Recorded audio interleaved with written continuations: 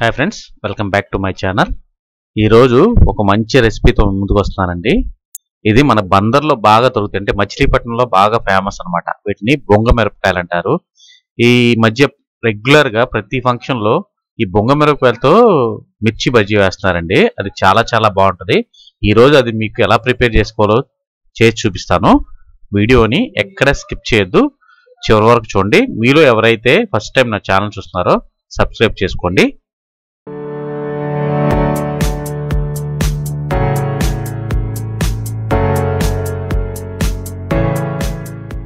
చూడండి, ఇప్పుడు మీకు ప్రిపరేషన్ చూపిస్తాను.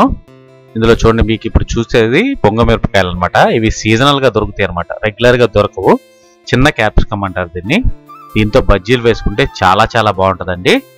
నేను ఒక డజన్ తీసుకున్నాను. వీటితో ఇప్పుడు బజ్జీ ఎలా వేసుకోవాలో మీకు చేసి చూపిస్తాను అనమాట. టేస్ట్ మాత్రం చాలా అమోఘంగా ఉంటుంది. మీకు దాని విధానం, చేసే విధానం ఇప్పుడు క్లియర్గా మీకు చేసి చూపిస్తాను అనమాట. ముందుగా ఈ మిరపకాయలన్నింటిని చక్కగా వాటర్తో క్లీన్ చేసి కడిగి దానికి ఒక మసాలా తయారు చేసుకుంటాం అనమాట. దానికోసం కావాల్సింది వాము, కొద్దిగా సాల్టు, కొద్దిగా శనగపిండి వేసుకోవాలన్నమాట.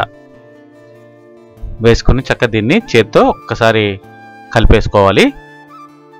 కలిపేసుకుని అందులో కొద్దిగా వాటరు యాడ్ చేసుకుని కొద్దిగా మెత్తగా అయ్యే వరకు కలుపుకోవాలన్నమాట. దీన్ని మనం స్టఫింగ్ చేసుకోవటానికి వాడతాం అనమాట. ఇప్పుడు మనం క్లీన్ చేసి పెట్టుకున్న ఈ మిరపకాయల్ని చక్కగా వీడియోలో చూపించినట్టుగా కట్ చేసుకోవాలి. కట్ చేసుకుని ఈ మసాలాని మనం అందులో స్టఫింగ్ చేసుకోవాలన్నమాట. దానివల్ల మనకి ఏమవుతుందంటే, చక్కగా మనం బజ్జీ వేసినప్పుడు వాము కదా, శనగపిండి గ్యాస్ అంటారు. అందువల్ల ఈ వాము వేయటం వల్ల మనకి ఏమవుతుందంటే, ఆ గ్యాస్ అనేది రాకుండా ఆపి తొందరగా డైజెషన్ అవ్వడానికి మనకి తోడ్పడుతుంది అనమాట.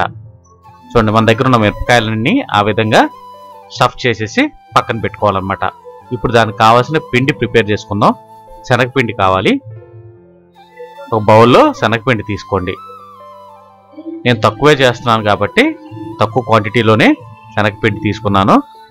మీరు కూడా మీ క్వాంటిటీకి తగ్గట్టుగా మీరు శనగపిండిని తీసుకుని ప్రిపేర్ చేసుకోవచ్చు అన్నమాట. ఇప్పుడు కొద్దిగా వామ్ యాడ్ చేసుకుందాం. దాంతోపాటు కొద్దిగా బేకింగ్ సోడా, రుచికి సరిపడినంత ఉప్పు వేసుకుని ఒక్కసారి దీన్ని పొడి పొడిగానే ఇవన్నీ కలిసేటట్టు చక్కగా ఒకసారి కలుపుకోవాలన్నమాట. అలాగే దీనిలో వాటర్ కూడా యాడ్ చేసుకుంటే, అంటే ఒకేసారి పోయకుండా కొద్ది కొద్దిగా వాటర్ వేసుకుని మనకు కావాల్సిన కన్సిస్టెన్సీ వచ్చే వరకు చక్కగా దాన్ని వేళ్లతో కలుపుకొని ఆ పిండిని మనం ప్రిపేర్ చేసుకోవాలన్నమాట. అది ఎలా ఉండాలంటే, ఆ మిరపకాయ కోటింగ్ పట్టుకునేటట్టు ఆ పిండిని మనం ప్రిపేర్ చేసుకోవాలి. చూడండి, నేను వేలుతో చూపిస్తున్నాను, చూసారా? వేలికి అలా పట్టుకుని చూసారా? అంటే ఆ కోటింగ్ మనకు సరిపోతుంది, ఆ కన్సిస్టెన్సీ సరిపోతుంది. కాబట్టి అక్కడ వరకు చేసుకుని దాన్ని పక్కన పెట్టుకోండి. ఇప్పుడు స్టవ్ మీద ఒక కడాయి పెట్టుకోండి. కడాయిలో మనకి ఫ్రైకి కావాల్సినంత ఆయిల్ పోసుకోవాలన్నమాట. ఈ మిరపకాయ బజ్జీ ఇప్పుడు ప్రతి ఫంక్షన్లో చాలా ఫేమస్ అయిపోయిందండి. చాలా టేస్ట్ కూడా చాలా బాగుంటుంది అనమాట. చూడండి, ఇప్పుడు ఈ ఆయిల్ అంతా చక్కగా వేడెక్కనివ్వాలి. ఇప్పుడు మనం స్టఫ్ చేసుకున్నాం కదా ఈ మిరపకాయల్ని, చక్కగా ఆ పిండిలో పూర్తిగా అదంతా కనపడకుండా ములిగే వరకు ఉంచుకుని ఆయిల్లో చక్కగా వేపుకోవాలన్నమాట. ఇది సింగిల్ కోటింగ్ సరిపోదు, డబుల్ కోటింగ్ వేయాలన్నమాట. ఫస్ట్ ఒక రౌండ్ మిరపకాయలన్నీ చక్కగా సింగిల్ రౌండ్తో వేపేసుకుందాం. వేపుకున్న తర్వాత సెకండ్ రౌండ్కి మళ్ళీ సెకండ్ కోటింగ్ వేసుకుందాం అనమాట. అప్పుడు కరెక్ట్గా మనకు పర్ఫెక్ట్గా ఈ బజ్జీ అనేది మనకు వస్తుందన్నమాట. ఈ విధంగా వేసేసుకుని చక్కగా దాన్ని అన్ని వైపులా తిప్పుకుంటూ మనం చక్కగా వేగనివ్వాలన్నమాట. ఇలా గోల్డెన్ బ్రౌన్ వచ్చే వరకు వేగితే చాలా చాలా టేస్ట్గా ఉంటుంది అనమాట. లోపల ఉన్న మిరపకాయ కూడా చక్కగా మనకి మగ్గిపోతుంది అనమాట. ఈ విధంగా మన దగ్గర ఉన్న మిరపకాయలన్నీ బజ్జీల కింద వేసేసుకుని మళ్ళీ సెకండ్ రౌండ్ కూడా వేసుకుందాం అనమాట. ఇవి వేడివేడిగా మనకి చక్కగా ఒట్టినోటితో తింటేనే చాలా బాగుంటుందండి. అంటే కొద్దిగా నిమ్మకాయ ఉల్లిపాయలు పక్కన పెట్టుకుని అవి పిండుకుని తిన్నా చాలా బాగుంటుంది, లేదా ఉట్టిగా తినేసినా కూడా చాలా చాలా బాగుంటుంది అనమాట. చూడండి, ఈ విధంగా మన దగ్గర ఉన్న మిరపకాయలన్నీ వేపేసుకుని మనం బజ్జీలు ప్రిపేర్ చేసుకుందాం. చూడండి,